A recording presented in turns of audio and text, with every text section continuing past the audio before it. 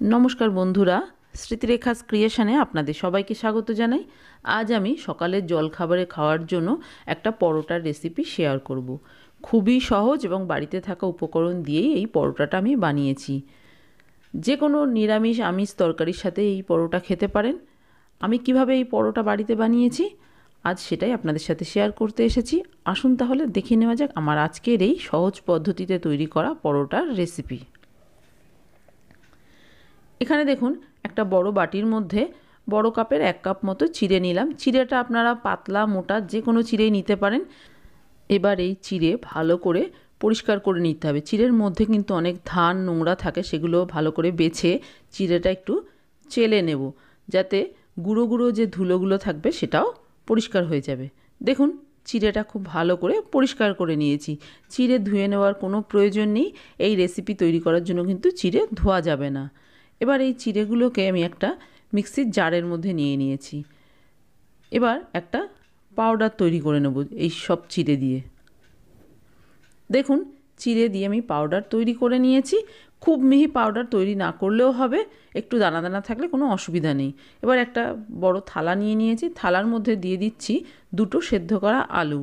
আলুগুলো আমি খোসা শুদ্ধ প্রেসার কুকারে সেদ্ধ করে নিয়ে তারপরে খোসাটা ছাড়িয়ে নিয়েছি। এবার গ্রেটারের সাহায্যে আলুগুলো গ্রেট করে নিচ্ছি, তবে আপনারা চাইলে হাত দিয়েও মেখে নিতে পারেন বা কাঁটা চামচ দিয়েও ম্যাশ করে নিতে পারেন। আলুতে যেন কোনো রকম দানা না থাকে সেইভাবে আলুগুলো মেখে নিতে হবে। একটা আলু গ্রেট করে নিয়েছি, একইভাবে আরও একটা আলুও আমি দেখুন গ্রেট করে নিয়ে নিয়েছি। এবার এর মধ্যে নিয়ে নিচ্ছি গুঁড়ো করে রাখা চিড়ে, দিয়ে দেব সামান্য একটু চিনি, দিয়ে দিচ্ছি লবণ, আর দিয়ে দেব সাদা তেল বা রিফাইন তেল, আপনারা এখানে ঘিও দিতে পারেন।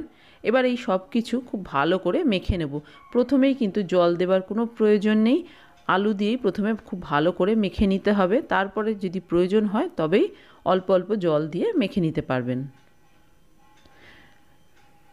দেখুন মেখে নিয়েছি, তবে মণ্ডটা ভীষণই শক্ত হয়েছে। এতটা শক্ত হলে বেলতে অসুবিধা হবে, সেই জন্য আমি রুম টেম্পারেচারে থাকা জল দিয়ে আরও একটু নরম করে মেখে নিচ্ছি। চিড়ে যেহেতু ভেজালেই ফুলতে শুরু করে, সেই জন্য চিড়ে মাখাটা কিন্তু কিছুক্ষণ রেখে দিলেই দেখবেন শক্ত হয়ে যাচ্ছে। সেই জন্য একটু জল দিয়ে নরম করে মেখে নিতে হবে। হাতে সামান্য একটু তেল নিয়ে মণ্ডর ওপরে মাখিয়ে দিলাম। এবার ঢাকা দিয়ে মিনিট 15 এভাবে রেখে দেব। 15 মিনিট হয়ে গেছে, ঢাকনাটা খুলে একটু দেখে নিচ্ছি। দেখুন আরও 1 মিনিট মতো ভালো করে মেখে নিতে হবে। ভালো করে মেখে নিয়েছি। এবার এই মণ্ডটা থেকে লেচি কেটে নেব। মিডিয়াম সাইজের লেচি কেটে নিচ্ছি।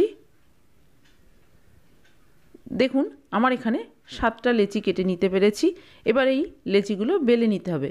আমি এই কিচেন স্ল্যাবের ওপরেই বেলবো। একটা লেচি নিয়ে তারপরে একটু গুঁড়ো আটা ছড়িয়ে বেলে নিচ্ছি। একটু হালকা হাতে বেলতে হবে। এইভাবে গুঁড়ো আটা দিয়ে দিয়ে ঘুরিয়ে ঘুরিয়ে বেলে নিচ্ছি। আমি এখানে গুঁড়ো আটা দিয়ে বেলছি, আপনারা ময়দা দিয়েও বেলে নিতে পারেন। দেখুন বেলে নিয়েছি, এর থেকে বেশি বড় করে বেলতে অসুবিধা হবে। দেখুন চারদিকটা কেমন ফাটা ফাটা হয়েছে, সেটা দেখতে একদমই ভালো লাগছে না। সেই জন্য একটা বাটি নিয়েছি, বাটি নিয়ে এইভাবে একটা সুন্দর গোল পরোটা তৈরি করে নিচ্ছি। আর সাইডের এক্সট্রাগুলো রেখে দিচ্ছি, এগুলো দিয়ে আরও পরোটা তৈরি করতে পারবো। দেখুন খুব সুন্দর একটা শেপ এসে গেছে। এই একইভাবে বাকি সব কটা পরোটা আমি বেলে নিচ্ছি। বেলে নেওয়া হয়ে গেছে, এবার এগুলো সেঁকে নেব। তার জন্য গ্যাসে একটা তাওয়া বসিয়ে গরম করে এর ওপর দিয়ে দিলাম একটা পরোটা, একটু দিয়ে উল্টে পাল্টে সেঁকে নেব। প্রথমেই আমি তেল বা ঘি দিয়ে ভাজবো না, সেঁকে নেব। উল্টে পাল্টে দেখুন একটা পরোটা সেঁকে নিয়েছি, একইভাবে বাকিগুলোও সেঁকে নিচ্ছি। প্রত্যেকটা পরোটা সেঁকে নেওয়া হয়ে গেছে। এবার আমি পরোটাগুলো ভেজে নেব। তার জন্য একটা পরোটা দিয়ে তার উপরে ব্রাশে করে একটু সাদা তেল দিচ্ছি। আমি এখানে তেল দিয়ে ভাজছি, আপনারা চাইলে ঘি দিয়েও ভেজে নিতে পারেন।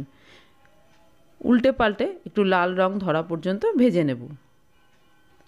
ব্রাশ দিয়ে তেল দিলে খুব বেশি তেল প্রয়োজন হয় না, অল্প তেলেই কিন্তু পরোটাগুলো খুব সুন্দরভাবে ভাজা হয়ে যাবে। দেখুন প্রথম পরোটাটা আমার ভাজা হয়ে গেছে। একইভাবে আমি আরও একটা পরোটা আপনাদের ভেজে দেখিয়ে দিচ্ছি। খুব সহজ, নর্মাল যেভাবে আমরা পরোটা ভেজে থাকি ঠিক সেইভাবেই পরোটাগুলো ভেজে নিতে হবে। আমি তেল দিয়ে ভাজছি, আপনারা কিন্তু ঘি দিয়েও ভেজে নিতে পারেন, তাহলে খেতে আরও ভালো লাগবে। এইভাবে খুন্তি দিয়ে একটু চেপে চেপে উল্টে পাল্টে লাল করে ভেজে নিচ্ছি। আর গ্যাসের ফ্লেমটা মিডিয়ামে রেখে ভাজবো, তাহলে পরোটাগুলো কিন্তু খুব ভালো মতো ভাজা হয়ে যাবে।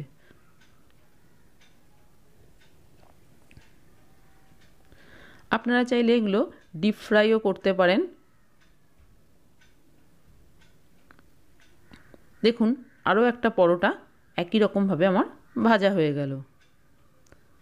আর এই একইভাবে বাকি পরোটাগুলো ভেজে নিয়ে আমি ফেরত আসছি।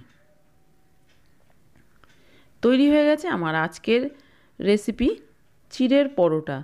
খুব সহজ, চটপট হয়ে যায়, খেতে কিন্তু দারুণ লাগে। রোজকার রুটি পরোটার থেকে একটু অন্যরকম, আর খুবই নরম হয় এই পরোটা। যেহেতু আলু সেদ্ধ দেওয়া আছে সেই জন্য ভীষণই নরম হয়। যে কোনো তরকারির সাথেই আপনারা এই পরোটাগুলো খেতে পারেন। আর এই পরোটা তৈরি করতে যে সমস্ত জিনিসের প্রয়োজন হয়, আমাদের প্রত্যেকের রান্নাঘরেই কিন্তু এই সব জিনিসই থাকে। আমার আজকের এই চিড়ের পরোটার রেসিপি আপনাদের কেমন লাগলো? ভালো লাগলে প্লিজ একটা লাইক, শেয়ার, কমেন্ট করবেন। আর আপনি যদি আমার চ্যানেলের নতুন বন্ধু হয়ে থাকেন, তাহলে আপনার কাছে একটাই অনুরোধ, আমার চ্যানেলটা সাবস্ক্রাইব করে আমার পাশে থাকার। আপনারা সবাই খুব ভালো থাকবেন। আপনাদের সাথে আমার আবার দেখা হবে অন্য কোনো নতুন ভিডিওতে, নতুন কোনো রেসিপির সাথে।